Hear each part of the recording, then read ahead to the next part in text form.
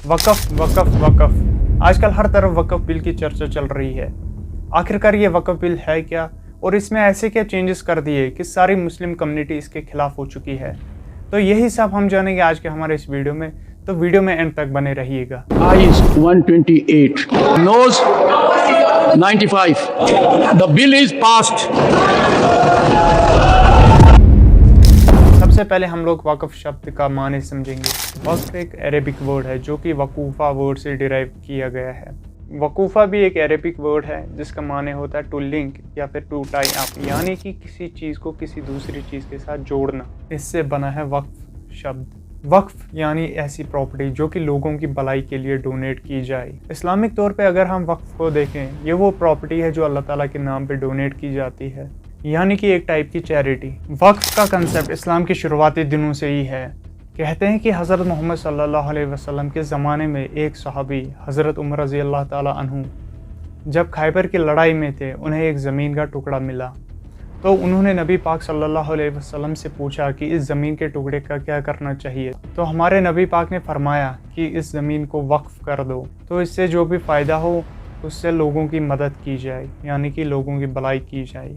ऐसे आता है इस्लाम में वक्फ़ का कंसेप्ट। अब ये जो वक्फ़ प्रॉपर्टीज़ हैं, इन्हें मैनेज करने के लिए वक्फ़ बोर्ड बनाया गया है। इन वक्फ़ बोर्ड्स का काम है वक्फ़ प्रॉपर्टीज़ का रिकॉर्ड रखना और इनसे आने वाली इनकम का हिसाब रखना और देखना कि इनका सही तरीके से काम हो भी रहा है कि नहीं। अब इन कामों के लिए वो एक मैनेजर रखते हैं जिसे मुतवल्ली कहते हैं।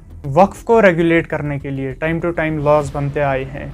1913 से लेकर 2025 तक 6 बार इन लॉज में चेंज आ चुके हैं। कानून को कबूल नहीं करता हूँ, तो मैं गांधी की तरह इस कानून को फाड़ता हूँ। कहना चाहते हो भाई, संसद का कानून है, सबको स्वीकार करना पड़ेगा। सुनिए, मैं खड़ा हूँ ना अपने पैर पर। एक हिंदी में कहावत होती है, नया मुल्ला प्याज ज्यादा खाता है, परंतु यहाँ तो जो गैर मुल्ला प्याज बहुत खा रहा था और इतना खा रहा था कि आंसू निकल रहे थे गरीब मुसलमान के भी और देश के भी। जैसे 1923 में वक्फ़ प्रॉपर्टीज़ की रजिस्ट्रेशन मैंडेटरी कर दी गई। 1954 में सेंट्रल वक्फ़ काउंसिल और स्टेट वक्फ़ बोर्ड्स बनाए गए जो कि इन प्रॉपर्टीज़ को मैनेज करें। 1995 में आते आते मिसमैनेजमेंट के मसले बढ़ रहे थे, तो तब जाके वक्फ़ ट्रिब्यूनल्स बनाए गए जो कि वक्फ़ डिस्प्यूट्स को जल्दी से सॉल्व करें। और इसी के साथ आता है वक्फ़ बाय यूज़र का कंसेप्ट। इसमें होता ये था कि अगर कोई प्रॉपर्टी लंबे समय तक चैरिटी के लिए यूज़ होती हो तो वो वक्फ़ काउंट होगी, अगर चाहे कोई डॉक्यूमेंट हो या ना हो। अब आते हैं 2025 के वक्फ़ एक्ट पे, जिसका नाम उम्मीद रखा है। और यही वो रीज़न्स हैं जिनकी वजह से सारी मुस्लिम कम्युनिटी इस बिल के खिलाफ हो चुकी है। इसमें पहला वक्फ़ बाय यूज़र का कंसेप्ट हटा दिया गया है, यानी कि अब अगर कोई भी मस्जिद, कब्रिस्तान या फिर कोई भी रिलीजियस जगह को वक्फ़ बनाना है तो उसके लिए डॉक्यूमेंट्स होने ज़रूरी हैं। दूसरा, उम्मीद एक्ट से पहले वक्फ़ बोर्ड में खाली मुस्लिम्स ऐड हो सकते थे। अब उम्मीद एक्ट के आने के बाद 2 नॉन मुस्लिम्स भी ऐड हो सकते हैं। तीसरा, अगर किसी को भी अपनी प्रॉपर्टी वक्फ करवानी है तो मिनिमम 5 साल से वो इस्लाम प्रैक्टिस करता होना चाहिए।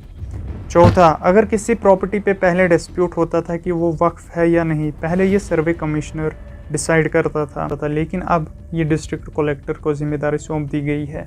पांचवा और आखिरी, वक्फ ट्रिब्यूनल्स अब 3 मेंबर्स के होंगे, एक डिस्ट्रिक्ट जज, एक जॉइंट सेक्रेटरी और एक मुस्लिम लॉ एक्सपर्ट। पहले ट्रिब्यूनल्स का डिसीजन फाइनल होता था, अब अगर कोई चाहे तो हाई कोर्ट में अपील कर सकता है। होप कि आप लोगों को आज का हमारा ये वीडियो अच्छा लगा होगा। वीडियो अच्छा लगे तो लाइक, शेयर एंड सब्सक्राइब कीजिएगा। तो मिलते हैं किसी और दिन किसी और वीडियो के साथ। अल्लाह हाफिज़।